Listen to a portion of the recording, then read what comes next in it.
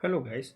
So in this video we will understand what are the SQL select queries. So we will be learning select query. So we'll be learning select query in this particular video. So what is this select query? So the select the select statement is used to select data or records from a database.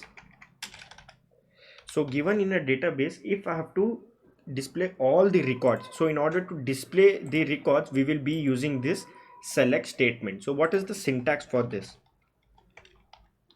So let us look at syntax. How do you write? So syntax of this query is very simple. So I'll say select, that is the select statement. It is case sensitive, so you can either, it is insensitive, okay, so you can write it in caps or you can write it in small, it's fine. So select, so either I can give star saying select all the row columns, or I can say the column name. So I can say calls 1 comma call 2 comma call 3 and so on.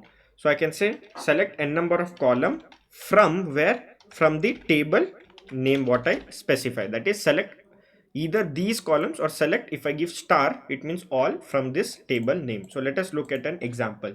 So here you can see I have many tables here like customer, category, employees and so on, right? So let us look at customers table. So I'm going to say select star from customers, that is it is going to select every single column. So you see every single column gets selected. Now if I want only customer name, so I'll say select customer name comma I'm going to say city from customer. So if I run this, see, it only selects customer name and selects the city. So if I say again customer name, I want only customer, select customer name column name, that is one single column. Now if I have to display all the columns, then I will be using star, that is it is going to get all the columns in that particular table. You can see this. So this is example for your select statement, where you are using this select statement in order to retrieve some records from the table.